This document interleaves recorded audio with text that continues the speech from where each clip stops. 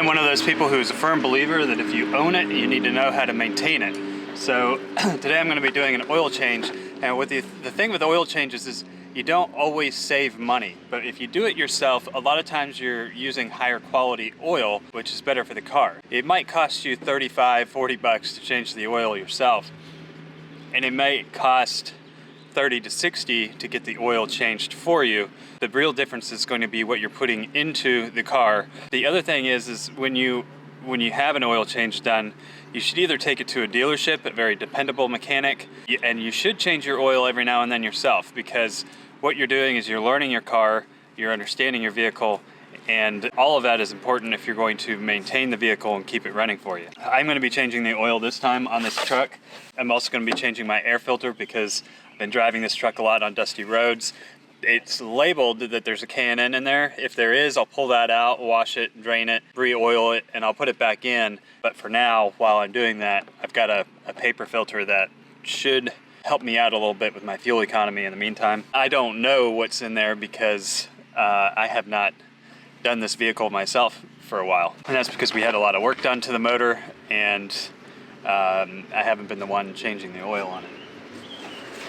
I'm using STP Pro Formula motor oil. This isn't a very expensive motor oil, and the reason why is because this is a new motor and I have to change the oil more frequently in it, because as the motor sets, it's going to have little shavings of metal in there. You want to get those out. This car actually takes 6 quarts, but I used a quart of this in the tractor the other day, so I'm going to put 5 quarts in it, and then I'll have to go down the road and get another quart for it. So the oil that I'm using is a 5W30 weight. In a truck like this, that's what you want to use. Lastly, I have a Motorcraft oil filter. That is something you'll find in Fords a lot. It's just a basic filter. Again, it has Ford emblem on it. I'm pretty sure Ford is Motorcraft. So either way, Motorcraft is the brand that I'm using in this truck. Anytime you change your oil, it's good to have a warm engine. I ran this engine a little earlier. It's not super hot anymore. In fact, it's pretty cool. So what I might do is just start it up for a second, let it get warm, and then I'll change it. And the reason for that is the oil is going to run more smoothly if it's warm. If it's cold, it thickens. It's going to take it a little while to drain, and I want to make sure I get all the old oil out. So just having warmer oil is going to help drain the engine of the bad oil and get all that bad oil out.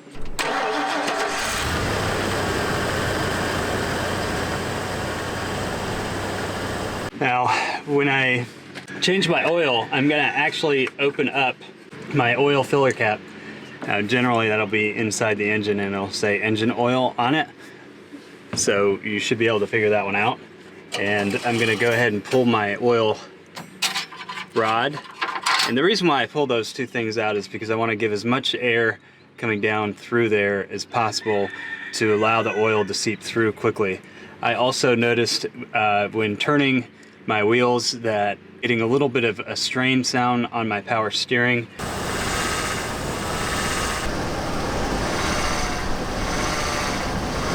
So while I'm in here, I'm going to check my power steering fluid level.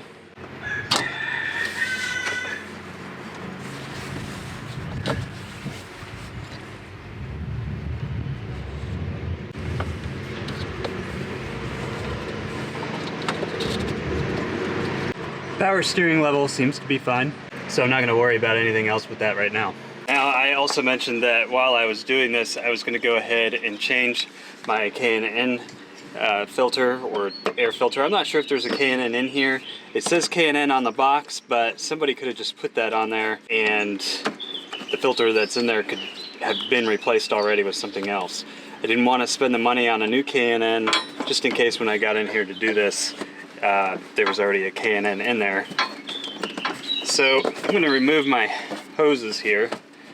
It'll make it a little easier to work with this box.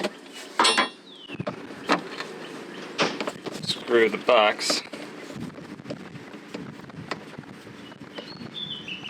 Now I have noticed that there's a little bit of oil blow-by inside these hoses.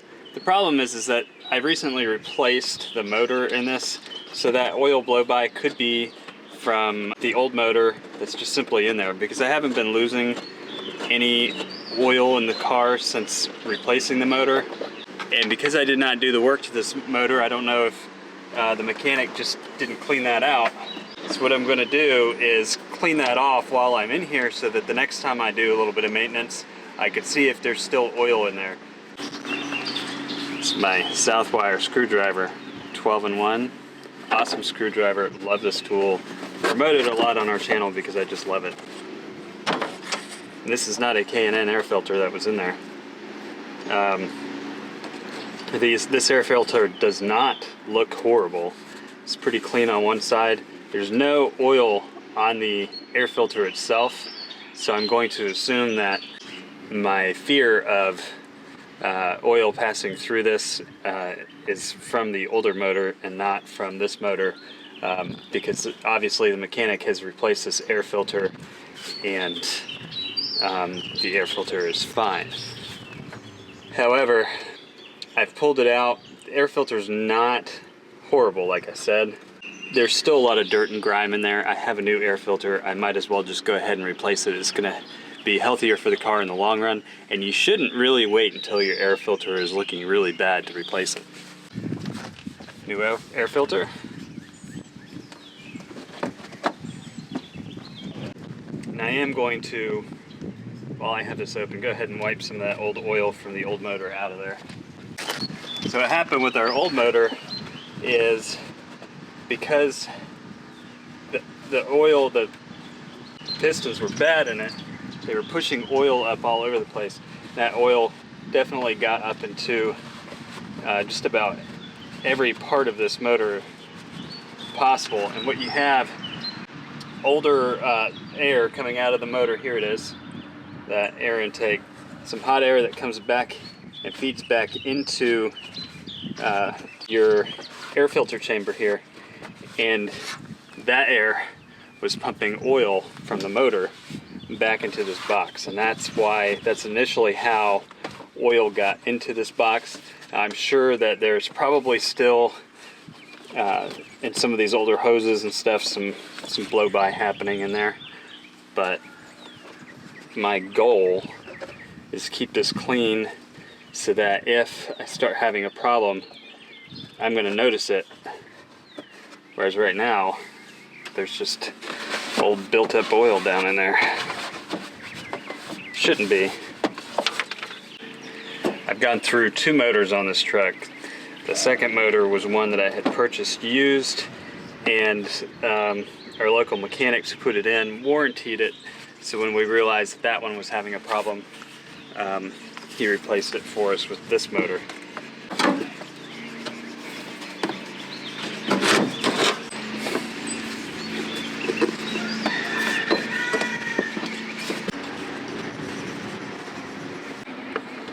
So on our Tahoe, we normally will take that to the dealership at least every other oil change. And the reason being is we do put a lot of miles on that. That's a family car. It's also a newer vehicle, so it has a lot of computers and things like that in it that you're not going to know as a home mechanic. They have spotted all sorts of things taking it into the mechanic, to the dealership ahead of time, that has probably kept us on the road. If we had waited to figure it out on our own, somebody would have gotten stranded somewhere, which isn't good when it's the car that Shauna drives and takes our kids around in. Before we started taking it to the dealership for every other change, we would actually run into some issues, and this is one of the things I like about, sorry, I jumped subjects there, but this is one of the things I like about the screwdriver is it has a lot of these little fittings for the screwdrivers themselves, but they also work for nuts and bolts. Where I was going with that is, by taking a car into a dealership, they're going to look over things that you don't know to look for. But with an older truck like this, we normally don't take it to a dealership for work. I usually do the work myself. By changing the oil and checking things out, I can see where my problem areas are. Now, looking in here, I don't see any coolant in there. I would consider that a problem, so I'm going to have to add some coolant here as well. I recently did a video on the different, with our tractor using different coolants. This coolant is for the GM. It's not the correct coolant for this, but it's better than no coolant.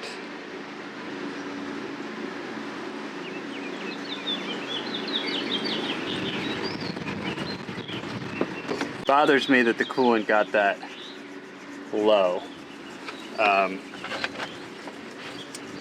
So as I go underneath this truck, I'm going to look and see if there's any reason for the coolant being low. This should have a new radiator in it. I shouldn't have any leaks. I did at one point in time have a coolant leak up here, but I think we fixed that. So if there are any issues, they're probably going to be underneath there. Not really sure where the coolant would be going, unless I just didn't completely fill this up when I fixed that coolant leak. But this is something else that I'll probably keep an eye on, is my coolant. I now know as I drive this vehicle that I need to keep an eye on my coolant because I decided to do some maintenance to it myself. This is not something that they would have checked or told you about at your local Jiffy Lube. What I love about this 460 is you have a lot of space under here to kind of move around. You don't have that underneath the Tahoe. Okay, so when changing your oil, you have to find the bottom, your oil pan, which is down here. Now there's some oil on my oil pan, and I've noticed that there before. It looks like it's coming from up here where the dipstick is. Now this has been here for a little while. I can't really tell where it's coming down from though. And I haven't been getting enough oil under here to be super concerned with it, but it almost feels like it's coming out of the seal of the pan itself. So again, I'm not 100% sure if this is actually a problem or not, because I never cleaned it up. So today, after I change my oil, I am going to clean this up, and this will be something I keep an eye on. The other thing I've noticed is this down here. That could be a leak. It could also just be oil that's coming from there onto there, or maybe that's coming from there. I'm going to have to clean all of this up and keep an eye on it to make sure that I don't have any issues under here.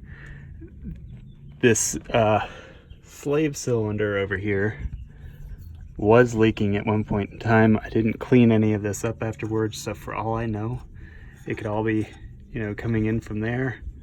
But that oil looks like it's coming right from this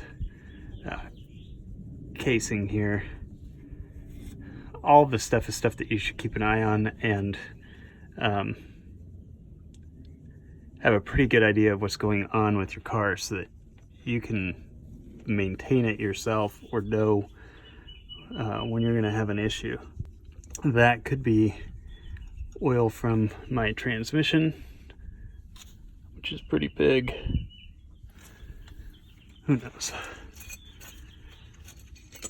That's probably something I'll have checked out. Draining your oil is fairly easy. You're just going to undo your plug there and let the oil come out.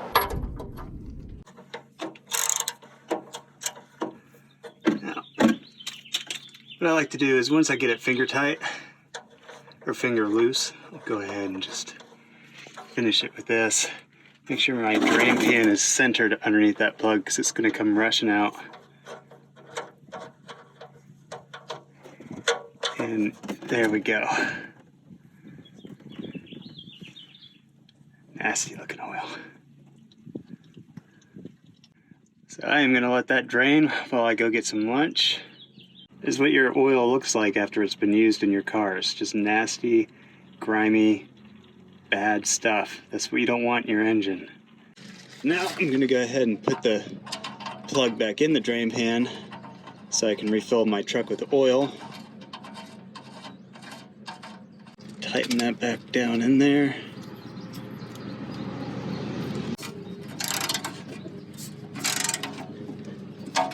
want to get that good and tight, but you also want to make sure you don't strip that. I've seen people do that. I am going to go ahead and wipe the oil that I see on all these parts down here off. The drain pan is the only thing that could be indications of something new going on. This here, I know that the previous motor was leaking oil somewhere in this area. It was releasing some oil, so I'm going to wipe this clean and watch it and see what happens. So when you're doing your own oil, if you see spots like that, clean them up, and that way if it continues, you're going to know that there's an ongoing issue. Now the oil filter on this car is kind of in a fun spot, because I think no matter how I get in there, I'm going to be dropping some oil. This off, you're going to need to use an oil filter wrench. And then once you get it finger loose, you can take the rest of it off. You can see I'm dropping the oil. I've got my oil pan right underneath here because I was expecting that.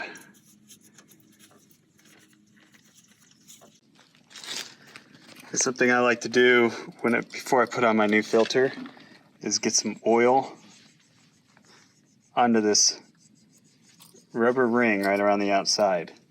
It's going to help create your seal as you put your oil filter on. And I'm letting that drip for just a few more minutes. Let as much of the bad old oil out as possible.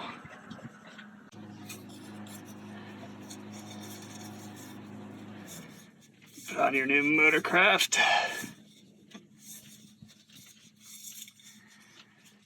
Now, I've seen a lot of people put these on finger tight, especially at Jiffy Lube. This happens all the time on the Tahoe. And then I start driving down the road and oil starts coming out of my oil filter after about a week. So I don't recommend that. After you get it finger tight, I would suggest you come in and you don't have to put a lot of pressure on it, but just give it enough of a turn. It's hard to do one-handed. You want to give it enough of a turn that you can guarantee that it is tight on there. Because if that leaks and you're not paying attention, you're going to lose all your oil. Now I think we're ready to go ahead and refill this car with oil. Before I leave here, I'm going to go ahead and clean off any oil that dripped out, because if my oil filter is leaking, I want to be able to see it well enough in advance to know that something's not right. And if I left that old oil on there, I'm not going to be able to know if it's old or new. It's really important when you put new oil in a car to make sure that what you're using to put the oil in the car is clean. So I know that in between oil changes, these things are going to collect dirt and dust and grime, especially depending on where you keep them. So I always go through and give it a good cleaning before I start dumping oil down in it into the motor. Don't want any of this grime getting in my motor. I already know I'm going to be a gallon or a quart short on this until I go to the store down the street. So I can feel pretty comfortable just dumping this whole 5-quart container of oil down into the motor.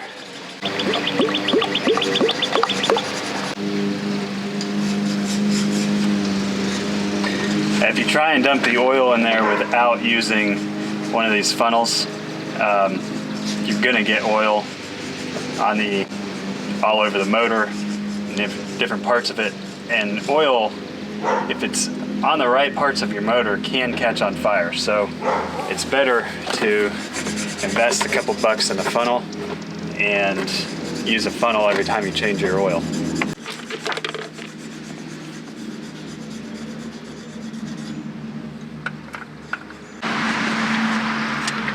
Now this should read full until I actually turn over the motor and get some oil down into the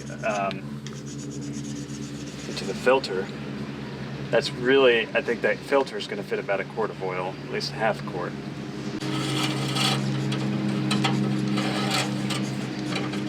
But even if I had the 6th quart here, after pouring in the first 5, I would be checking it.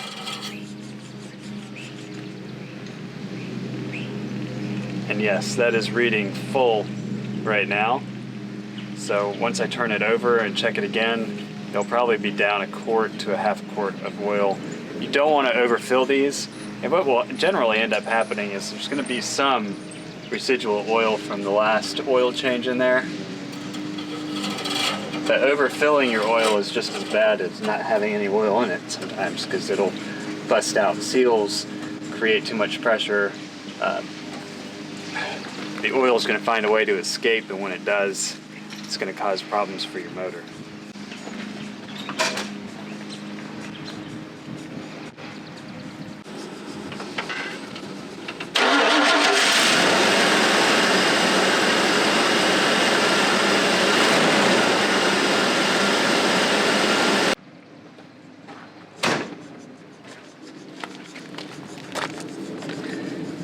After you let it run for about 30 seconds to a minute, you can come back and recheck your dipstick.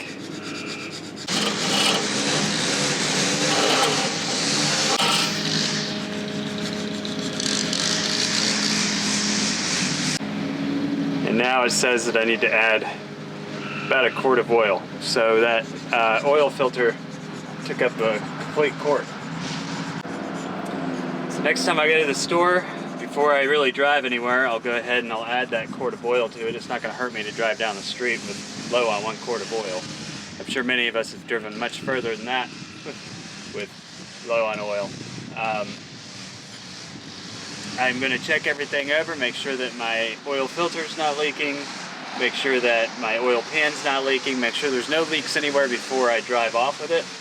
And as long as everything looks good, then this car is good to go. I'll probably make myself some notes that I saw oil in here. I'm going to want to check that again.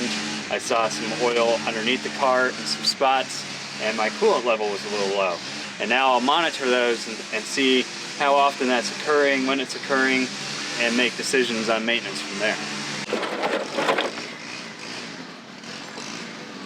And just pour the old oil back into there. And then normally, if you have a waste facility nearby, they will have a place to put your old oil so that they can dispose of it properly for you. If not, your local auto parts store will have a place where you can dispose of used oil.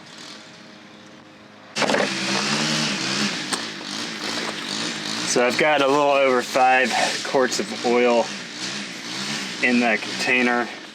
There's still a little bit of oil in the pan, and there's some oil that I spilled, so there was at least 5.5 quarts of oil in the truck, which you're going to burn some oil in between oil changes. I would say that's pretty good. I don't think that there's any reason to be concerned by the estimated amount of oil that has come out of this.